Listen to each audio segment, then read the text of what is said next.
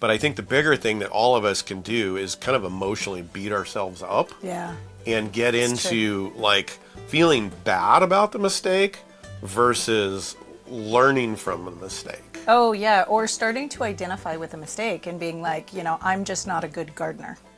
And starting to make these statements about you as a person, Right. like, I'm just not good at this thing, or I'm not good at that thing. Yeah. And the reality is that the people who are good are the ones who have made all of the mistakes. Welcome to Everyday Homesteading, the show for busy families who want more self-sufficiency without burning out. I'm Josh. And I'm Carolyn from Homesteading Family. And in every episode, we share time-tested knowledge on topics from growing and preserving your food to raising livestock to herbal medicine and anything homesteading in between. Let's jump in. We messed up. Bad. We messed up more than once. And just in case you think Josh and Carolyn don't mess up, we're gonna prove you wrong. You got another thing coming. We all make mistakes. And so today we're talking about some of our biggest mistakes this last year and how to deal with mistakes. Yep. All right, let's jump into it. What are you up to? Trying not to make any more mistakes this year. What am I up to? We're just trying to get everything wrapped up outside for winter. We're having a nice long fall. It's been a beautiful fall. It's been a very wet fall, which has been nice. It's starting to get a little muddy and a little annoying at this point. Usually we've started to freeze by now, but it's great. A lot of good rain. That's great. Makes spring work really, really well when we get this much rain. And it has given us a little more time, which is also nice.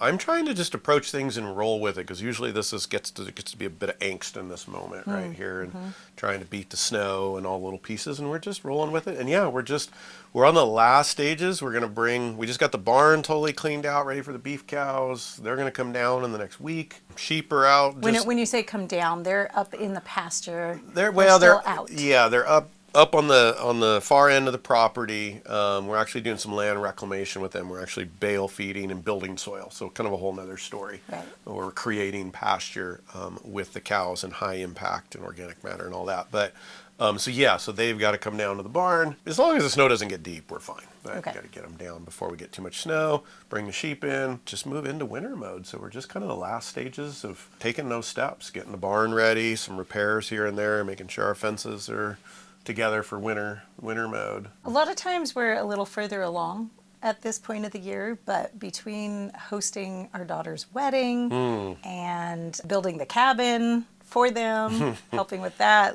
we had quite a few extra events going on this fall, and so it kind of stalled everything. And honestly, on the other side of the wedding and even the cabin build, my thought was we're doing okay. We're pretty caught up. And it's it took a few weeks to realize how far behind we actually were. Oh, yeah, yeah. And I've had to just roll with it, just realizing that's all right. It's a good thing we didn't do any projects this year, except for the wedding and the cabin build. Yeah, and very, very worthwhile investments, obviously. But yeah, and so it has. And so it's just I'm just working to just roll with it. It's easy to get a little antsy and get all this done, and I'm out, half an hour early, so an hour and a half of chores. We're usually by now we're about down to a half an hour of chores in the morning. Right. And I'm actually an hour and a half more than the average, which usually is an hour outside to do everything every day. So, but just rolling with it, just not stressing about it. It'll be what it'll be. That's a good way to go. And we're gonna get there, and we may fight the snow just a little bit as we're wrapping up, but getting wound up okay. about something does not help you get it done, and it doesn't help your energy when you just have to plow through and just head down. Let's just get it done step by step. And that's a good nod even into today's discussion about mistakes and handling mistakes and getting wound up. And we'll talk about that more in a little bit. But yeah, it just, it doesn't do anything. It just saps your energy. Yeah.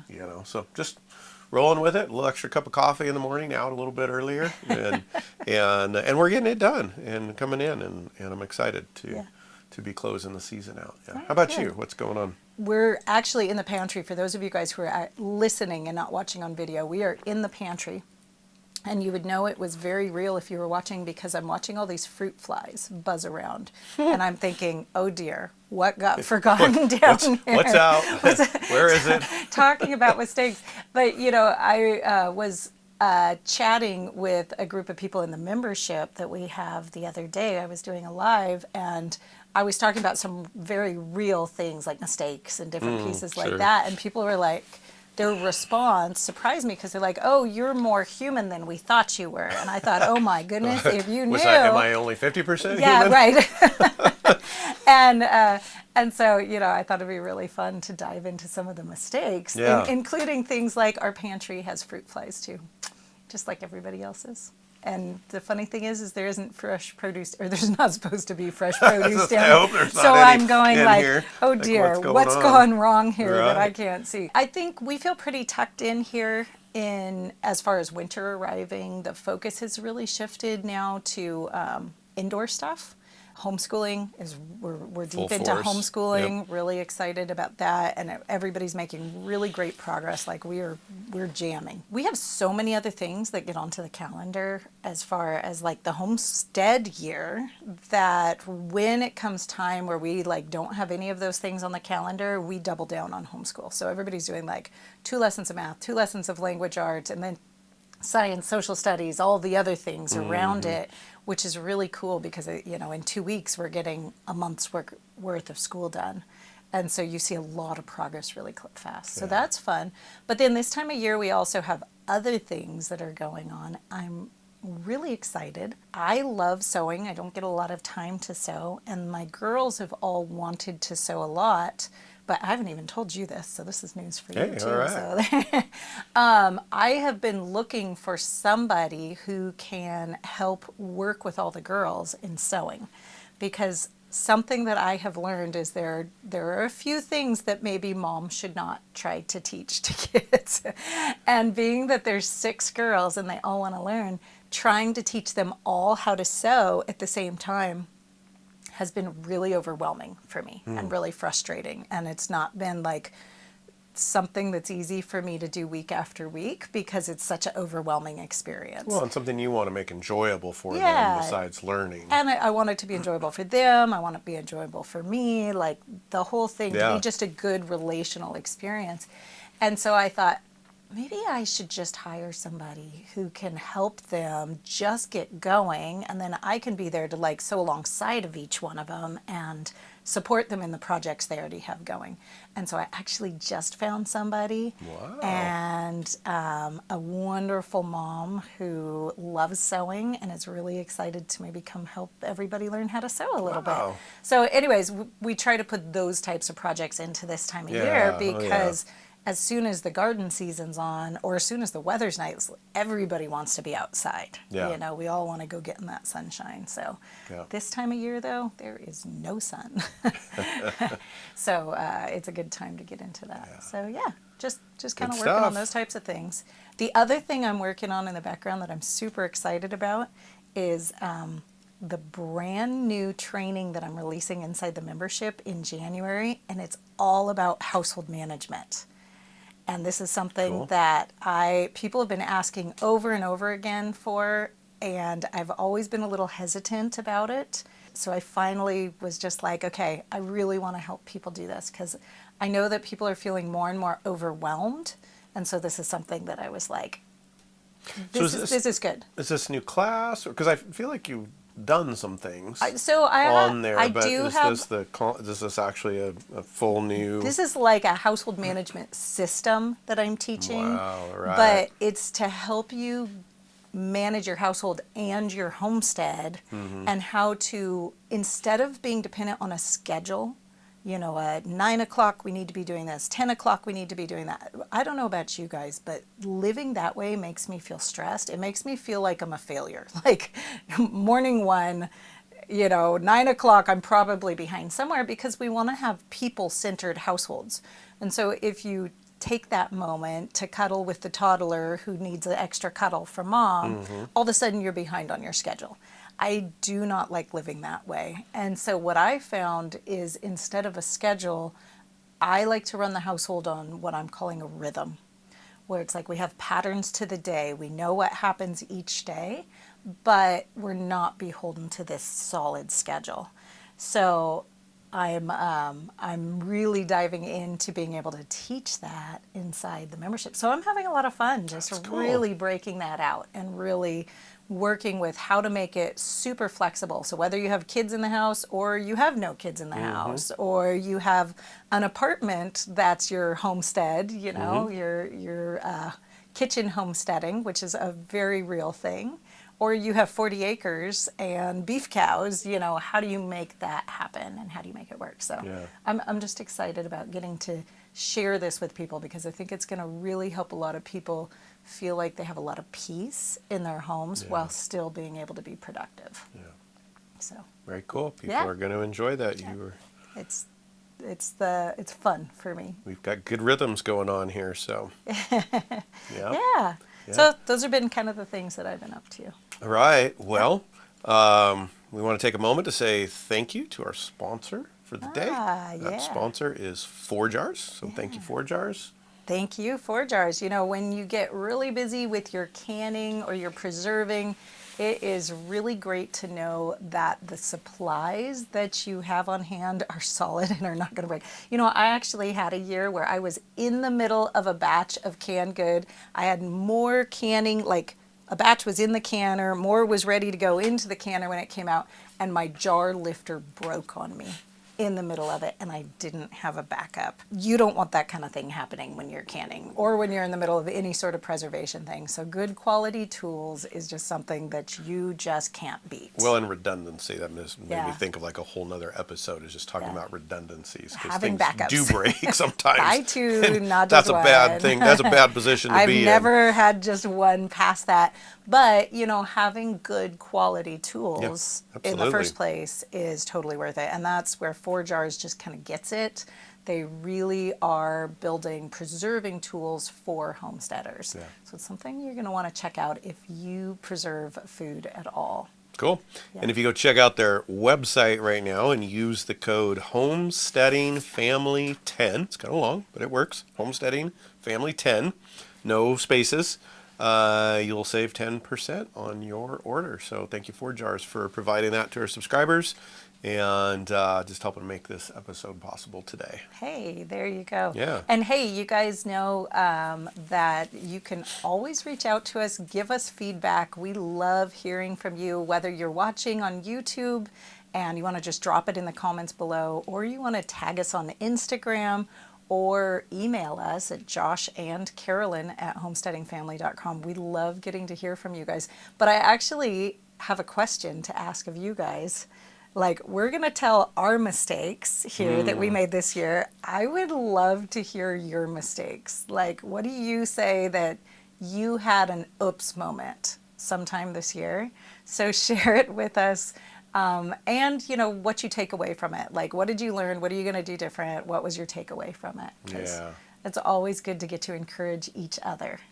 Yeah, and that can be hard to do sometimes. Sometimes it can be hard to face our mistakes, but it's a part of the process, part of the journey. Yeah. And so getting it out there is great, and you find out that other people made the same mistake. And lots of people make And the then same sometimes mistakes. we learn. It's good to learn what other people did in face Yeah. of those mistakes, Right. you know, and then we learn together.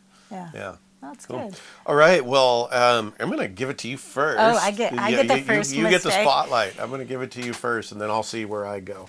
So, okay, my mistake this year is definitely a learning mistake because I thought I had solved a problem that I had. But then I unsolved my solution. One of the challenges that we have is in our kitchen garden, we like to grow succession beds of lettuce, and that works really well for us. So every week we start another 5-foot bed of lettuce, and then we get ahead so much, so we kind of know that every week we get to harvest a 5-foot bed of lettuce. Now, of course, we have a large family. Most people probably don't need 5 That's a feet lot of bed lettuce. of lettuce.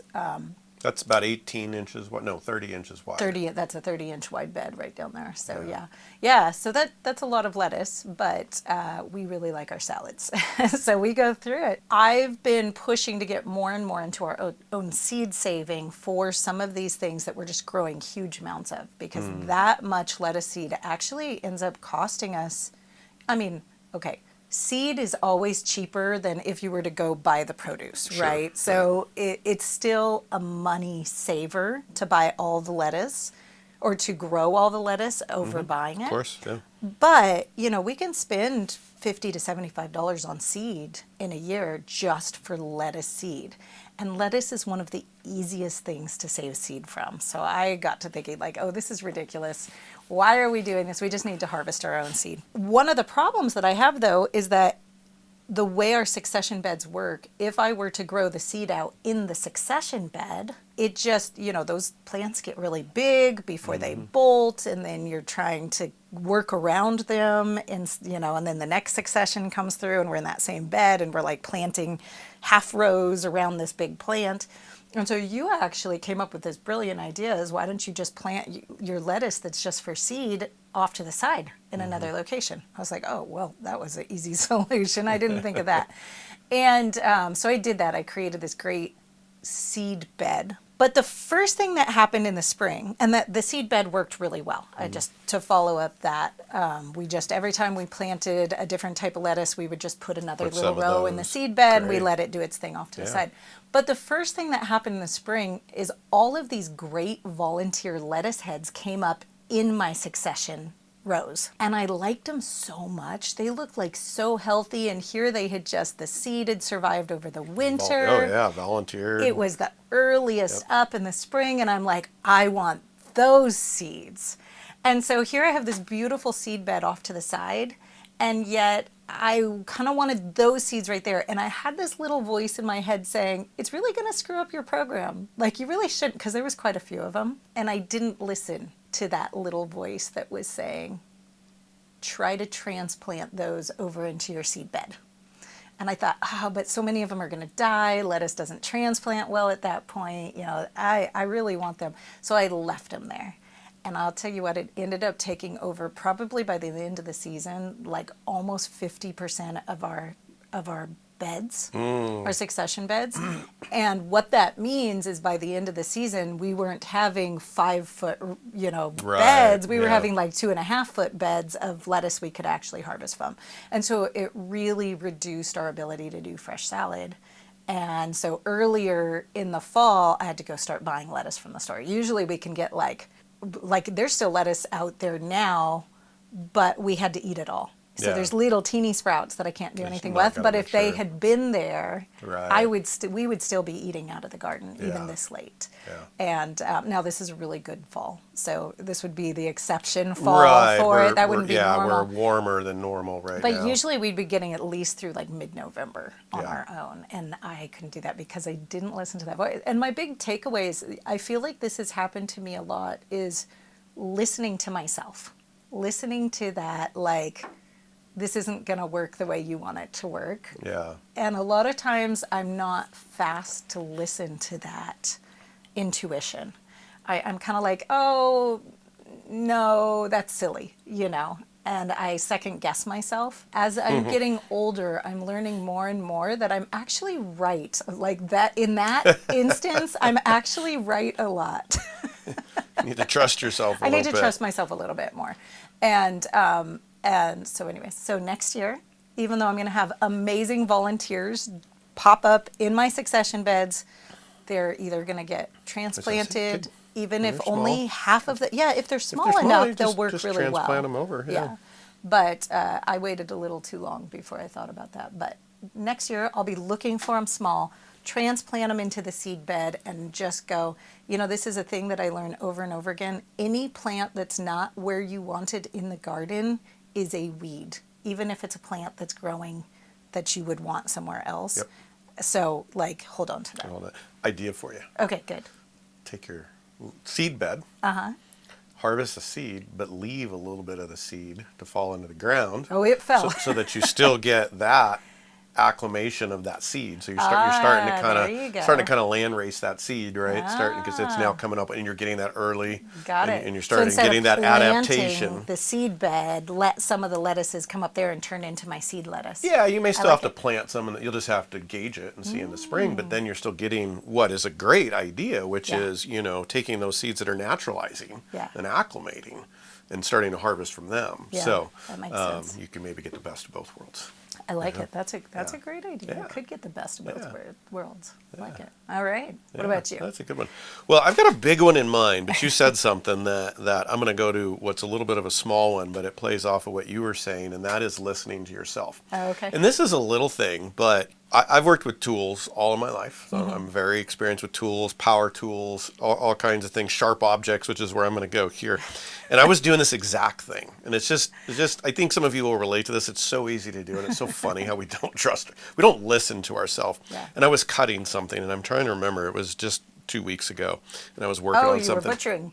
Oh, it's right. I was Yeah, it butchering. was We were butchering day. butchering hogs, and I was in this little spot, and I literally went, "You shouldn't do this," and I went, "But I know what I'm doing," and because I've many times had that thought and done it anyways and been okay, because I'm kind of like that. But I literally was like, "You shouldn't do this." Oh, it'll be fine. I only got one more cut. Whoop, slip, hit my thumb, sliced it open. Oh man. I mean, instantly after I said, no, I got this to myself. Like, you shouldn't do this. No, I got this. Boom. Oh my goodness. So thankfully it wasn't a real bad one, and wrapped it up and was able to keep going. But really, we need to listen to ourselves when we get those keys. That's your own voice of experience telling you know better than to be doing this right now. This is not smart. I'm going to say, I've learned to listen to that voice when it comes to knives, because every time I say that, I'm going to cut myself. Yeah, Like, that's 100%. But Well, and I've done it with skill saws, running the skill saw up my arm, same thing. One last cut, end of the day. I know it's not the right method, but I can do this. I'm a professional, and I used to build homes, so I am.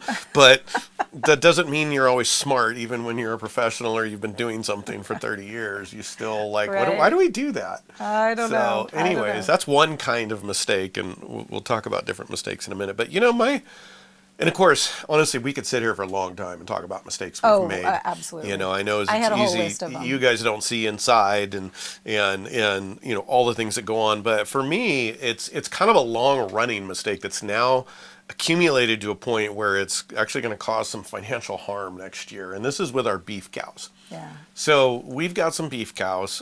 We've sold grass-fed beef in the past. It's been a lot of years. We've just kind of been doing the homesteading, but I've been nurturing this little herd of Hereford cows. I like my Hereford cows, and Carolyn's always encouraging me to stick with them. And so we've been growing this. We don't need all these cows, but with the idea of eventually we can start selling a few and a little surplus. And I have this dream of one day of having a lot of cows maybe. And so this little herd's been growing, but we've ran into a bull problem. A couple of years now. Bull, like our bull that we had for a lot of years, aged out. He got too old. He got lame. And so he came to the freezer, and we enjoyed him that way. And last year I went looking for a bull. I started too late. I knew that. Started too late looking. Knew that. Couldn't find a good one, but I found an old one that was just the type of bull we wanted, except for he's super old. He was going to go to the meat locker, so they sold him to me for meat prices, which was great. Yeah. And he bred our cows last year, and then we butchered him. But I knew this year I've got to get a new bull. Yeah. And I knew that coming. I knew that since late last year. And life got busy. I kind of looked here and there, and I kept putting it off, and I kept putting it off, and I kept putting it off. We had 5 nice calves this year, which means next year, if I had a bull, and that's the mistake, is I did not buy a bull this year. And now we're going to have open cows all year. And next year would have been the first year where we probably could have sold enough animals to probably pay our hay bill. Or at least most of it. Yeah. Our winter hay bill. We're talking like probably 8 to 9 calves next year that we could have, matured up and sold in the fall or whatever. And so this is a mistake that didn't just hit me all at once, but it's hitting me right now as I'm bringing the cows in. I'm looking at them. I'm looking at the hay, thinking about, how's the winter going? Are we all ordered? And realizing that I've actually got this nice little herd right now.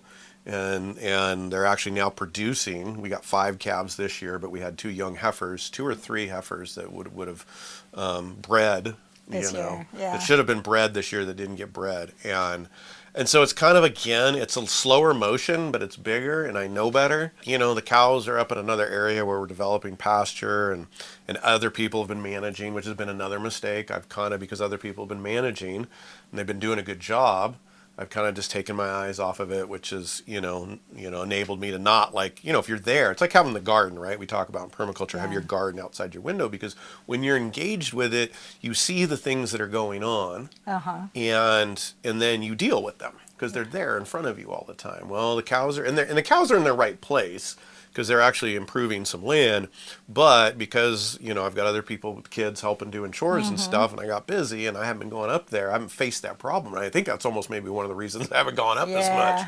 It's like I'm not facing the problem, and that's maybe part of the lesson is like I've let this unfold now, and to the point where it's actually probably a $10,000 mistake, honestly. Right, where these in the cat, we're getting to enough cattle where it's like we need that now. We've carried them for a while to grow it up, and now we need to be selling some to pay for it, or we got to like cut it way back because it's not economically right. So that's painful when it starts hitting financially too. When your mistakes hit financially, it's like, oh, that was a big mistake. Yeah, and it's obviously going to take some time to recover. So now I've got to make sure we've got a bull for next spring, or we've got to cut the herd in probably more than half, which is not big. We're talking like 12 right now. Depending on where you are in the country, you might be listening and thinking, well, why don't you just bring a bull in right now? And, we have a very narrow calving window that we like to hit because of the amount of snow in the winter and just the grass cycles and things like that. You want to calve at the right time. And we also want the right animal. And we are building a herd for grass-fed beef that we can eventually sell. And so you want the right animal, and the right animal's been hard to find. But I've not done my due diligence. I know better. I took a problem. I kind of allowed it to be out of sight, out of mind. And now it's gone from 1 year of a little bit of inconvenience to now, like, in a serious economic impact. And, we'll be fine. We may decide we've got to sell a few more, and it's going to move us backwards a couple of years. And I kind of knew that. We were just getting to this point where we've been investing in genetics and building this herd just the way we want it, through just calving every year and a couple calves. And now it's like all of a sudden this year it hit momentum, and here we go. So, well, I think you bring up a really good point, though, because sometimes it gets really hard to look at our mistakes. And I know, like, you guys, you moms are going to appreciate this. Like, when you walk into the kids' room and it is a disaster, and you are like, I just can't handle this right now. And so you walk back out and you're like, we'll deal with it over the weekend or something like that. I had a moment like that a couple weeks ago that I shared an email that, I let the freeze dryer mold over. I shut down the door. It makes a disaster when that happens. And I walked up and I found it, and I was like, yeah, this isn't happening right now. And I literally walked away, and it was like the next day before I could handle it, because I was like, I think I'm just going to go have another cup of coffee. Like, but it gets easy to sit in that kind of denial and maybe start ignoring it. And it's like you're saying, it's like a slow mistake. It's kind of like mistake, but then the mistake on top of the mistake because you don't want to deal with the mistake. And sometimes that can be a really easy thing to do. Just not facing it square on. Well, let's talk here in a second about like how to face mistakes, but let's talk for a second of just kind of like categorizing mistakes for a second. Ooh, right? Because there's kind of different levels of mistakes, and I think it's kind of hard to put too many categories to them, but I think there's definitely an extreme, a minor, and then a lot of middle ground. Right? The big mistakes are the ones that are irreparable. Like, they're so big and they have a monetary or a permanence to them that you can't fix. Oh, like building your house on the wrong spot on your property. Putting a pond in the wrong place, right? Or a road. Or it might be something to do with an addition in a house. It costs, a lot of money, takes a lot of time, and it's then got an element of permanence to you that you're just realistically probably not going to fix, even if you had the money. It's just you've invested so much in it, you're now stuck with it. So that's like probably the ultimate worst big mistake. Right? That makes sense. And we have to deal with those sometimes. They happen. I think one of the lessons there is go slow before you do big things. Take your time. Don't rush into big permanent expenditures. Then there's minor mistakes like cutting your finger and, not off, but like just cutting it, or I don't know, what's a little mistake to you. Oh, it's well, like even my lettuce. You get over it. You get over real fast. And then there's everything in between. There's different levels of mistakes. And But we need to have a way we deal with these things, because sometimes they're big, sometimes they're little. But I think we need to have a mindset in how we approach mistakes, because it's easy. Well, one, to just put it out of sight, but I think the bigger thing that all of us can do is kind of emotionally beat ourselves up. Yeah. And get It's into like feeling bad about the mistake versus learning from the mistake. Oh, yeah. Or starting to identify with a mistake and being like, I'm just not a good gardener. And starting to make these statements about you as a person, Right. like, I'm just not good at this thing, or I'm not good at that thing. Yeah. And the reality is that the people who are good are the ones who have made all of the mistakes, or a lot of the mistakes. Like, it's the mistakes oftentimes that make you a good something Oh, or other. yeah. So it's like, needing to look at that and realize, like, the mistake is part of the learning process, instead of going to, I'm just not a good whatever it is, saying, wow, I'm getting better at being a gardener because I'm making Yeah. all the mistakes. Like, it's almost kind of a joke, and I like to say it, but it is true. Like, it'll make you laugh if you actually say that out loud to yourself in that Yeah. moment of like, I'm getting better at cooking because I just made another mistake, nobody wants to eat it. But if you take it and you learn the lesson and you're like, okay, how can I not do this next time? Like, how can I take this experience and get better next time? Then it's not really even a mistake. It's just a learning experience. Yeah. Yeah, absolutely. And I think that is key, is to as quickly as you can get over the emotional impact, and the scale of mistakes going to have some emotional impact on you, right? And we experience that, but the faster we can get over that and go to, what do I learn from this? And then, can I fix it? Can I do something to adjust? Sometimes you Yeah. can, sometimes you can't, or it's not worth it. But the biggest thing is like, what do I learn from this? Yeah. How do I go forward? And, when I was younger, I used to pray for wisdom. And as I'm getting older, I'm realizing, because I always had this picture of the wise old guy with the beard. I wanted to be that guy that was wise and just, had good answers. just And I always thought wanted to, that like, was just beard. like some guy that, just was endowed with wisdom. I never thought about what the rest of his life was before he got the long gray beard. I now realize, I think that guy made a lot of mistakes. Yeah. And that journey of mistakes, if you allow it to be, can actually become an accumulation of wisdom Yeah. and know-how, if we invest in learning from them, not just getting defeated, and getting into the I can'ts or I'm nots, and just going, okay, how do I go forward from here? Yeah. And, honestly, a lot of the things that we talk about with homesteading family that we teach, we've done them wrong.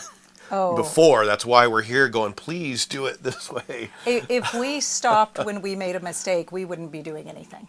Because No. we've made mistakes at every single, I always joke that it's my job to make all the mistakes in any given type of project, whether Yeah. it's, food preservation or whatever it is, and learn from them so that you guys can maybe avoid some of the mistakes, and share them. You would stop really quickly if you get hung up and down on the mistake side. And I think, talking about having grace with yourself in that mistake, Yeah. and just, this is okay. And, if you need to, go give yourself a conciliatory cup of coffee or whatever your thing is, to be like, okay, I got to swallow hard on this one, but then pick up and move on. And that's kind of the big thing. But that takes giving yourself grace. But I want to talk for a second about giving other people grace too. Because absolutely. the people around you are also learning. They're making mistakes. And that's part of their learning process. And it's really easy, either as a parent or as a spouse, to be like, yeah, well, last time you tried that, you screwed it up. Like, I don't know, do we have to do that again? And maybe you're not even meaning to be discouraging. Sure. But we're already all sensitive to our own mistakes, right? So another person's voice, kind of adding that element in, that can really cause people to stop trying to grow. Yeah. So being really careful about just, hey, what's the plan this time, so that we can, not do the thing that we Yeah. did last time, and Yep. how can I help? And, let's do it. Let's do it again. Yep. Let's try. Yep. Those are places to go. All right. And not get hung up. Real good. So mistakes, we all make them. Some are big, some are little. Hopefully we learn from them, Yeah. we grow with them, and we have grace with others. Yeah. Yeah. Definitely. Well, definitely share your mistakes and what you learned from it, because I think it's really encouraging to see how other people are human too. Well, and I make want to mistakes. hear because we learn. That's how we all learn learn. from you guys. Yeah. But then, the learning, what you learn from it is so cool. And I just wanted to tie back for a second before we wrap up. In January, before I release my homestead management class, we're going to be doing a week-long free training where it's like 3 or 4 hours every day for a week, and it's the how to homestead anywhere crash course. And we're really diving into all the different skills that you can do no matter where you're at, whether you're in an apartment, whether you're in a suburban lot, or whether you're out in the country. All of the different things that you can do to start increasing your resilience and to do it in a way that's really peaceful and rhythmic instead of scrambling and overwhelming. So very cool. I'll definitely put the link to that in the show notes for you, and make sure you grab your spot because it's going to fill up fast. That is going to be good. Yeah. It's a good way to kick off the year. It'll be a good way. Yep. Definitely be a lot of fun. And we get to hang out live together for a lot of Absolutely. days. All right, Right. you guys. Well, thank you. And we'll see you real soon. See you soon. Goodbye.